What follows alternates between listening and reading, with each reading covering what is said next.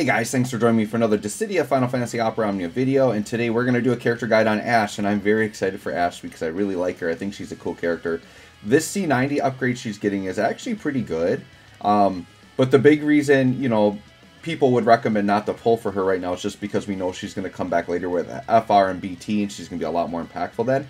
But if you already have her, or you get her on the way to Reno, she is actually a very cool character. So in this video, we'll look at her artifacts and spheres, I'll explain her kit and do a little guide. But first we'll start with the calls. So for those of you that aren't familiar with Ashe, she's basically a Holy and Thunder damage character. She has Paralyze, she has Turn Manipulation, and she has EX Charging. So a lot of very cool things that she can do in her kit. When we're looking at her calls, her base call here isn't too crazy. It's going to just do a party attack and max brave up. And then it does put a speed down on the enemies, and it does do a Thunder and Holy Imperil on the enemies, so if you want to Imperil for those elements. But her more significant one is her LD. Her LD one is actually pretty good. Her LD one is going to party Holy and Thunder enchant. So this is really good if you need a certain element, like to boost an FR or to hit enemy weakness or whatever. So enchanting with elements is actually very, it's one of the main reasons we use calls is because we need to enchant elements. So Ashe definitely could come into play if you need one of those two elements. The other thing to keep in mind is when you are dual enchanting or dual elements, right? So if a character is non-elemental, they can be dual enchanted and they would get both. So let's say you have Terra and then you use this call, Terra would get Thunder and Holy damage. Now what would happen is let's say the enemy absorbs Holy, but they're weak to Thunder, right? And you've imperiled them. Normally what would happen is if I attacked with just a Holy, the enemy would absorb it, even if they're weak to it, right? But as long as they're weak to the other element, you would still do damage and it wouldn't get absorbed. Now the other thing to keep in mind with dual enchanting is if a character's attack already does one of those elements, it cannot be dual enchanted for the second one, right? If it already has a element of any kind, you can't get enchanted for additional elements. So for example, Ashe's 35 CP attack is a Holy attack. Even though she's enchanting the party for Thunder and Holy, that attack is still Holy only. It won't add on the Thunder element. Okay, so a couple things to keep in mind when you're dual enchanting. All right, let's go ahead and check out Ashe here. We'll just throw a random call here. Okay, so let's go ahead and start with the artifacts. So artifacts, she's very basic. You just want attack 108, max brave 330. Attack is really the key one that you want. I also would shout out attack 108 and buff attack up. This is just full all-on just attack, no max brave. But I think it's nice to balance in with the max brave as well if you can get it. But that's also a decent one there. Now Ashe, on the D slot, or she has an A and D slot spheres, right? So she wants the typical things in the A slot. Brave damage I think is a little bit better on her, but attack is good as well. So, and she is a magic damage dealer, so you could also go magic attack, or you could do a weakness sphere. So if you want brave damage and attack, I always recommend Rydia for that. Jack is another brave damage and attack sphere.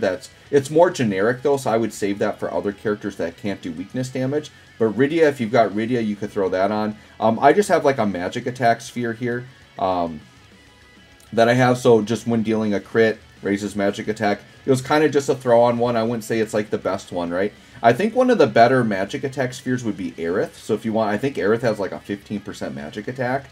So if you wanted to throw that on, you totally could do that. But I would say Rydia or Aerith, something like that is maybe what I would go with the A slot. And then the D slot, you just want one of these generic D slot attack boosting spheres. Ashe's own, I recommend her all the time. She's very good. Right now she has an intersecting wills, but I don't think it has any type of co-op shop where you can refine it. But it could be maybe in the next event you might be able to refine her. But just keep your eye out, because if you can refine Ashe spheres, you want to refine a lot of these. Because these are very generic, and you can use them on any character as a D slot, and they're good. After granting a buff, raise party attack. That is so good, right?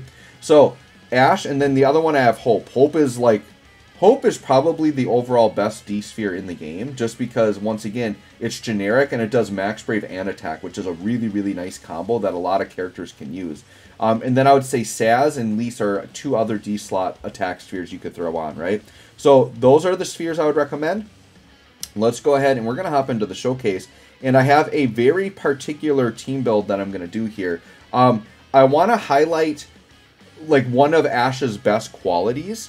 which is that she basically can fill ally EX gauge. So you can really abuse characters that have ridiculously good EX effects that are very slow charging. So I'm going to pair her up with Enna Crow here and show her off, because Enna Crow, if you guys don't remember, she deletes turns with her EX, and Ashe can enable her to do that more often, which is really, really cool. And then we can use Rem for turn manipulation to kind of bring whatever ally up that we want. And I usually bring Rem for showcases just so I can get my showcase character out more. So we're going to hop into this first Shinryu that I usually do. It's got HP poison, so don't worry about the HP poison hurting me here.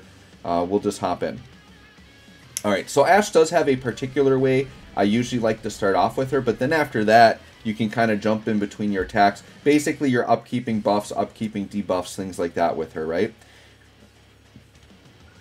Alright, so look at our EX gauges are completely empty, right? So we're going to go ahead and we're going to swap into Ashe. Okay. Now you can see, look at Enna Crow's EX gauge. It's got like nothing, right? It's very slow charging. Nothing going on with Enna Crow. Okay.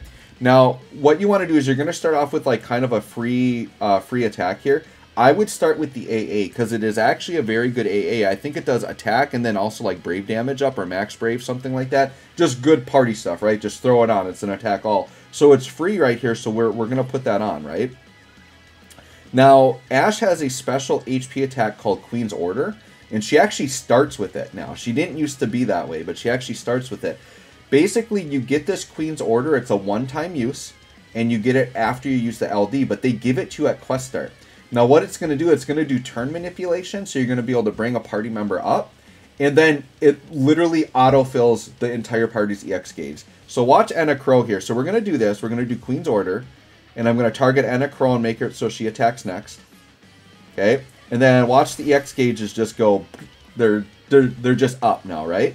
So now with Enna Crow, I can be like, oh, I'll EX and delete turns. And she is not supposed to have this early in the fight, right? And we just had that like right out there. Deleted turns. Nice. Very cool, right? And this is just an example, right? You think of whatever your favorite like busted EX character that's really slow. You compare them with Ashe and do crazy shenanigans like this, right? Now, Rem's got back-to-back turns here, so sure, let's go ahead and do an EX with Rem.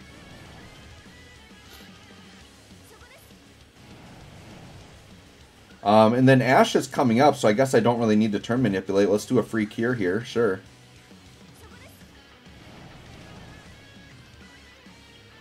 And sure, we'll let Rem pop an LD off, sure. Now, Rem's LD is going to give the other party a free skill use. So when you see a free skill use on Ashe, that doesn't have anything to do with what she did here, but she should see another free skill use here. Yeah, that's coming from Rem. Okay, so now she charged all party EXs, including her own. So now we could pop off her own EX, which is Maelstorm's Bolt, or Maelstorm's Bolt. And what this is going to be a single target attack, but it's going to do an AoE paralyze. So this combination that we just did, we can get into Enna Crow quick, delete turns, and then get back to Ashe and paralyze. Like, we've already shut out the first two enemy turns that quick. So it's a really nice combo. Like, Ashe is a very fun character. Like, you could do some shenanigans with Ashe. I'm very much liking that. And then here's Enna Crow, another EX. Okay, sure, let's delete turns. Why not? Let's delete out some turns. Yep, see ya. So those of you that know that, like, if you use Bahamut Summon, you can do something similar where, like, you can spam EX. Well, Ashe is just like having that in the party, right? So very, very cool. And then, sure, Rem's got another. Yeah, like, our EXs are just flying off the page right now. So really, Ashe is good for, like, EX spamming. And there are some characters with very powerful EX effects and very powerful EX damage that they can do, right? All right, so that being said, let's talk about like the rest of what's going on here with Ashe's kit, right? So let's start with the 15. So at this point, I'm just going to kind of go through all the skills. These are pretty basic, so we'll use Nordwain's Glow here. This is normally a non-elemental attack, but once again, she's enchanting the party, so she's getting dual enchantment from that. And it just gives her a very simple magic attack up, and the party's going to get or the enemies are going to get a max brave down, okay? Let's have Rem swap back into Ashe again.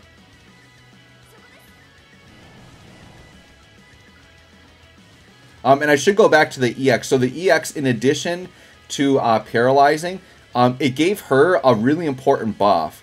And it's the, I can't even read it. It's like Dynast King's Bloodline. So it's like her, yeah, it's the Bloodline buff. Okay, and actually I could probably read it right here in game. Let's just go in here. It's this one right here. Yeah, Dynast King Bloodline, right? So this comes from her EX. So it does the paralyze and then it does this, but it just doesn't attack Max Brave up. But then so while she has this buff on, right? Any buffs that she grants, it adds 3 turns onto that. And that's quite significant, as you're going to find out as I show you the other moves here, right? Now, Heaven's Wrath here does have like a fast turn rate, so sometimes she can jump turns with it. In this instance, she's not, but she can sometimes, right? So let's go ahead and pop this off. This is probably her better damaging of the 15 and 35. Decent little attack there. This is going to do a party physical attack up and a max brave up. So basically, the 15 is if you want magic attack up. The 35 is if you want physical attack up. And a lot of team comps are going to have a mix of both. So you're going to want them both on eventually. And these are pretty long turn duration. So like if we go in here and we look at, see the max brave up and physical attack up. These are normally 6-turn buffs. But because of her EX buff, they go on as a 9-turn buff. So because these are on for 9 turns, you really don't have to manage it that much. They're just going to be there. You're more worried about managing her debuffs because those don't last as long. So really with Ashe, it's kind of like managing, okay, when do I want to paralyze the enemies? When do I want to use LD? When do I want to get Queen's Order and buff my EXs? Things like that, right? So those are the types of things you kind of want to manage with Ashe as you're going through. Okay. And then Rem, she can just do whatever. I guess we'll swap anyways, just to, like, we can bounce back and forth with these two a little bit, just to get my turns in quicker. So yeah, I'm really excited for Ashe's BT and FR, because I think she's going to be really fun at that time, but she's fun right now, right? So now we got the EX up again. So it's usually a good idea to use it, but yeah, let's just use it again, because we can reapply the Paralyze here. And then once again, we're upkeeping her buff that extends all of her buffs by 3 turns as she casts them, right? Which is really, really good. Now, the reason why this EX buff is so significant is her LD puts like a really good, or she gets a really good 1-turn buff that is going to become a 4-turn buff. And that comes from the Queen's Order HP attack, which I did earlier. So I'll do it again and explain that. But there's a really good, it's really good that that becomes a 4-turn buff. So we're going to go ahead here. Let's go ahead and swap back into Ashe again. All right. So I think I've shown pretty much everything other than the LD. So we're going to show the LD and then kind of explain that whole combo out again, right? So once again, we're going to go into LD. We'll kind of see how much damage she's got here. Okay, so like 500k AoE, that's pretty decent damage. Okay, so now the LD, what's going to happen is there's a couple of things that come from this. So we do the big attack. She gets a buff called Noble Vow. And actually, if we look at it here, Noble Vow. Yeah, it's normally a 9-turn buff, and now she's got it for 12 turns. Once again, this all stems off of the EX buff, which she does have at start of battle, right? So, yeah, it's a huge buff. So what this Noble Vow is going to do, it's going to give her Brave Retain, which is really good. So she's going to retain 30% of the Brave that she uses. And then all attacks that she does Holy and Thunder Imperil on the enemy. So any attack she does will do that now. And then Party gets HP damage up.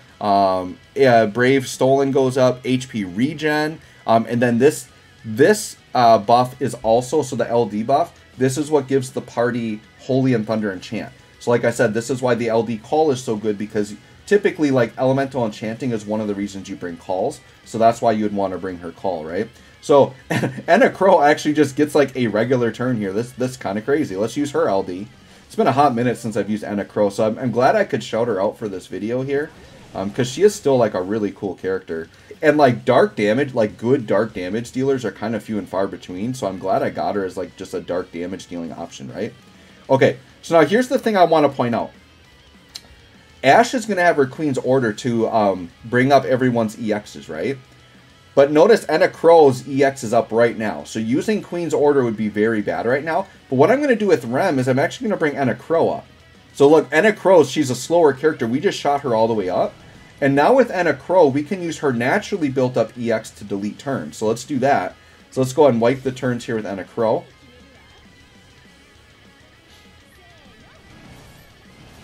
Yep, so turns deleted. I don't care about the launch damage right now.